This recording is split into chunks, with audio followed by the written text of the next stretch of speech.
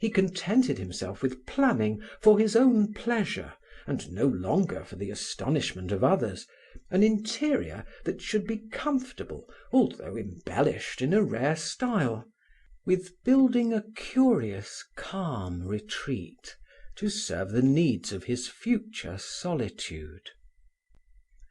When the Fontenay house was in readiness, fitted up by an architect according to his plans, when all that remained was to determine the color scheme, he again devoted himself to long speculations. He desired colors whose expressiveness would be displayed in the artificial light of lamps. To him it mattered not at all if they were lifeless or crude in daylight, for it was at night that he lived, feeling more completely alone then, feeling that only under the protective covering of darkness did the mind grow really animated and active. He also experienced a peculiar pleasure in being in a richly illuminated room, the only patch of light amid the shadow-haunted sleeping houses. This was a form of enjoyment in which perhaps entered an element of vanity, that peculiar pleasure known to late workers, when, drawing aside the window curtains, they perceive that everything about them is extinguished, silent, dead. Slowly, one by one, he selected the colors. Blue inclines to a false green by candlelight. If it is dark, like cobalt or indigo, it turns black. If it is bright, it turns gray. If it is soft, like turquoise, it grows feeble and faded. There could be no question of making it the dominant note of a room unless it were blended with some other color. Iron gray always frowns and is heavy. Pearl gray loses its blue and changes to a muddy white. Brown is lifeless and cold. As for deep green, such as emperor or myrtle, it has the same properties as blue and merges into black. There remained then the paler greens, such as peacock, cinnabar, or lacquer. But the light banishes their blues and brings out their yellows in tones that have a false and undecided quality. No need to waste thought on the salmon, the maize, and rose colors, whose feminine associations oppose all ideas of isolation. No need to consider the violet, which is completely neutralized at night. Only the red in it holds its ground, and what a red! A viscous red, like the lees of wine. Besides, it seemed useless to employ this color, for by using a certain amount of santonin he could get an effect of violet on his hangings. These colors disposed of, only three remained: red, orange, yellow. Of these he preferred orange, thus by his own example confirming the truth of a theory which he declared had almost mathematical correctness, the theory that a harmony exists between the sensual nature of a truly artistic individual and the color which most vividly impresses him.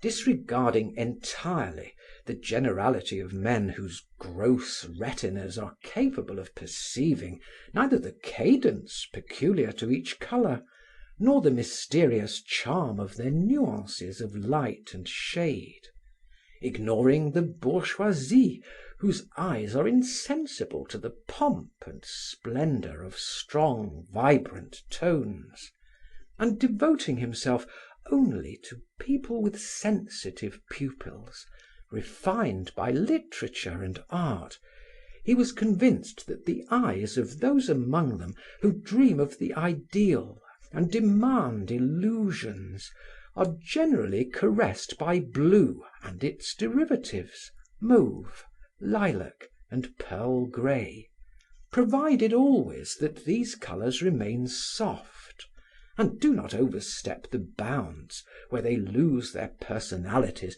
by being transformed into pure violets and frank greys. Those persons, on the contrary, who are energetic and incisive, the plethoric, red-blooded, strong males, who fling themselves unthinkingly into the affair of the moment, generally delight in the bold gleams of yellows and reds, the clashing cymbals of vermilions and chromes that blind and intoxicate them. But the eyes of enfeebled and nervous persons, whose sensual appetites crave highly seasoned foods, the eyes of hectic and over-excited creatures, have a predilection towards that irritating and morbid colour with its fictitious splendours, its acid fevers, orange. Thus there could be no question about Des Esseintes' choice, but unquestionable difficulties still arose. If red and yellow are heightened by light, the same does not always hold true of their compound orange, which often seems to ignite and turns to nasturtium, to a flaming red.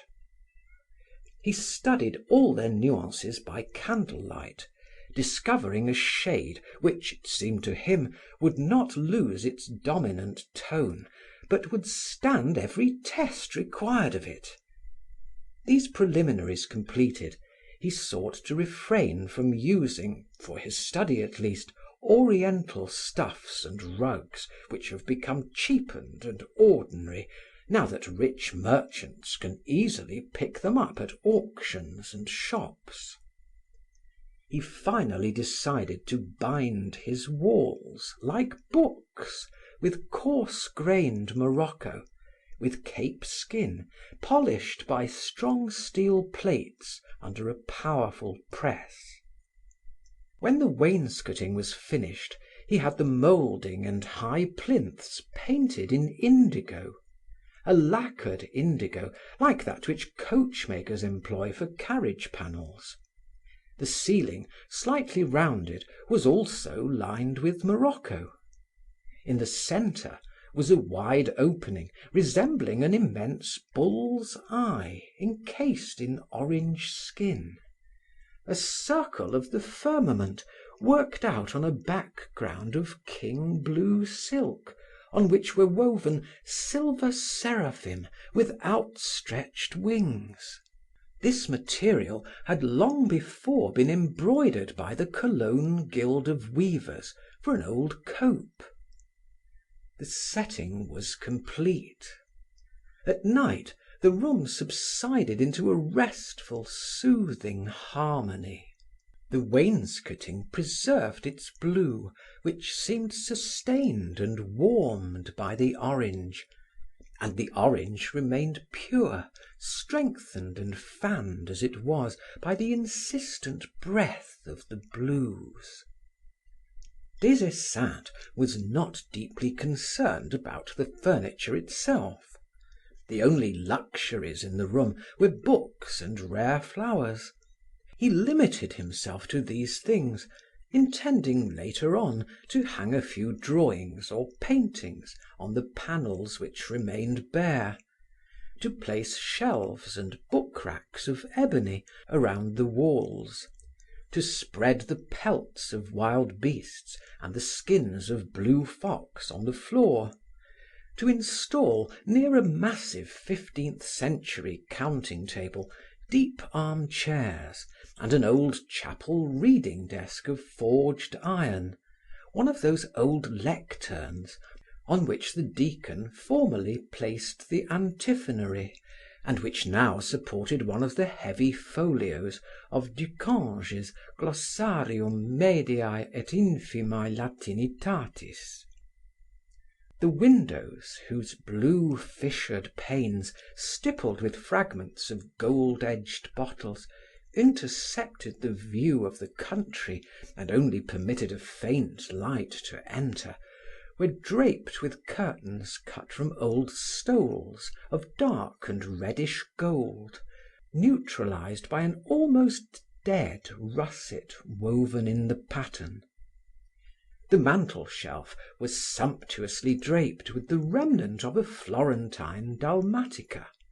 Between two gilded copper monstrances of Byzantine style, originally brought from the old Abbaye au Bois de Bievre, stood a marvelous church canon, divided into three separate compartments, delicately wrought like lacework.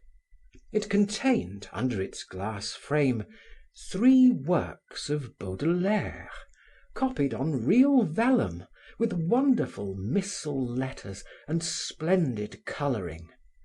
To the right and left, the sonnets bearing the titles of La Mort des Amants and L'Ennemi. In the center, the prose poem entitled Anywhere Out of the World, N'importe où hors du monde. End of chapter 2. Recording by Martin Geeson in Hazelmere, Surrey.